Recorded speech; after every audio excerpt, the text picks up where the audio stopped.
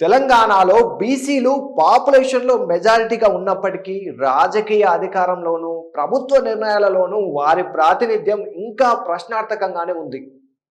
ముఖ్యంగా ప్రభుత్వంలోని నామినేటెడ్ పోస్టుల కేటాయింపులు సామాజిక న్యాయం అనే మౌలిక సూత్రాన్ని తీవ్రంగా దెబ్బతీస్తున్నాయనే విమర్శలు పెరుగుతున్నాయి.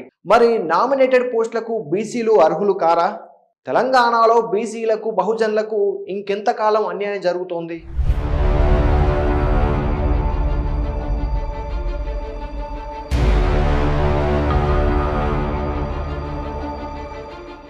Hi viewers, this is Mahesh. ఈరోజు తెలంగాణలో బీసీలకు ముఖ్యంగా నామినేటెడ్ పోస్టుల్లో ఏ విధంగా అన్యాయం జరుగుతోంది, ప్రభుత్వం వారిని ఎలా నిర్లక్ష్యం చేస్తున్నాయో ఈ స్టోరీలో చూద్దాం. తెలంగాణలో అధికారంలోకి రావడానికి ముందు కాంగ్రెస్ పార్టీ కామారెడ్డి డిక్లరేషన్ ద్వారా బీసీలకు 42% రిజర్వేషన్లు కల్పిస్తామని, విద్యా ఉద్యోగాలు స్థానిక సంస్థల్లో సామాజిక న్యాయం అమలు చేస్తామని హామీ ఇచ్చింది. ఈ హామీలతో బీసీ సమాజంలో కొత్త ఆశలు రేకెత్తించాయి. అయితే అధికారంలోకి వచ్చిన తర్వాత ఆ హామీలు అమలు కనిపించకపోవడంతో బీసీ సమాజంలో తీవ్ర నిరాశను కలిగిస్తోంది.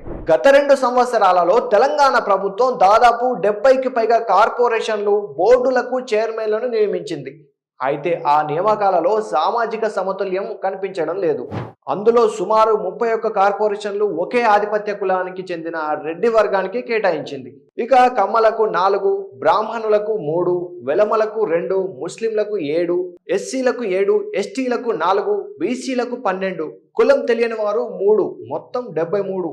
ఇది కేవలం ఒక రాజకీయ నిర్ణయం మాత్రమే కాదు, సామాజిక న్యాయం పట్ల ప్రభుత్వ నిబద్ధతపై ప్రశ్నలు లేవనెత్తుతున్న అంశం. తెలంగాణ రాష్ట్రం ఏర్పడినప్పుడు ప్రజలు ఆశించినది సామాజిక న్యాయం, సమాన అవకాశాలు, బహుజన ప్రాతినిధ్యం. కానీ ప్రస్తుత పరిస్థితి చూస్తే కొన్ని ఆధిపత్య వర్గాలకు మాత్రమే అధిక ప్రాధాన్యత లభిస్తుందన్న భావన మరింత బలపడుతోంది. ఉమ్మడి ఆంధ్రప్రదేశ్ కాలంలో కూడా ఇంత స్పష్టమైన కుల ప్రాధాన్యత కనిపించలేదన్నది ఈ కార్పొరేషన్లను కేటాయించిన కులాల లెక్కలే చెబుతున్నాయి. నామినేటెడ్ పోస్టులు కేవలం పదవులు మాత్రమే కావు, అవి ప్రభుత్వ విధానాలను ప్రభావితం చేసే కీలక స్థానాలు. ఆ స్థానాల్లో ఎవరు ఉంటారో వారు సమాజంలోని వారి వర్గాల సమస్యలకు ప్రాధాన్యత ఇచ్చి వారి పరిష్కారానికి కృషి చేస్తారు. అలా ఆ సామాజిక అభివృద్ధికి బాటలు వేసిన వారు అవుతారు. అందుకే ఈ పోస్టుల్లో అన్ని వర్గాలకు సమాన అవకాశం కల్పించడం చాలా అవసరం.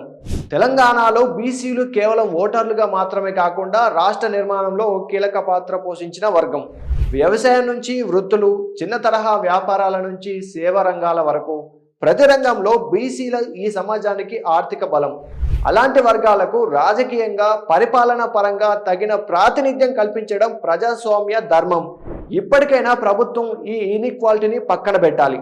ఇప్పటికే ఖాళీగా ఉన్న civil supply corporation, RTC corporation, housing corporation, pollution control board, మహిళా కమిషన్ వంటి కీలక సంస్థల చైర్మన్ పదవులకు బీసీలు, ఇతర బహుజన వర్గాలకు ఇవ్వాలి.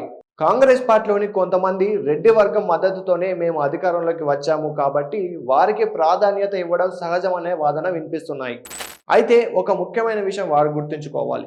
తెలంగాణలో ఒక్క కులం ఓటుతో ఏ పార్టీ అధికారంలోకి రావడం సాధ్యం కాదు. బీసీలు, ఎస్సీలు, ఎస్టీలు, మైనార్టీలు, ఇతర బహుజన వర్గాల మద్దతు లేకుండా ఏ రాజకీయ శక్తి కూడా అధికారంలోకి నిలవలేదు. ఇక్కడ కాంగ్రెస్ పార్టీలో రాహుల్ గాంధీ గురించి అబ్జర్వ్ చేస్తే వారికి ఓ డౌట్ రావడం సహజం. దేశవ్యాప్తంగా సామాజిక న్యాయం, కులగణన, సమాన అవకాశాల గురించి బలంగా మాట్లాడే కాంగ్రెస్ నాయకుడు రాహుల్ గాంధీ మరి తెలంగాణలో జరుగుతున్న ఈ పరిపాలన గురించి రాహుల్ గాంధీకి సమాచారం లేదా? లేక ఈ పరిస్థితిని గమనించే తీరిక లేదా?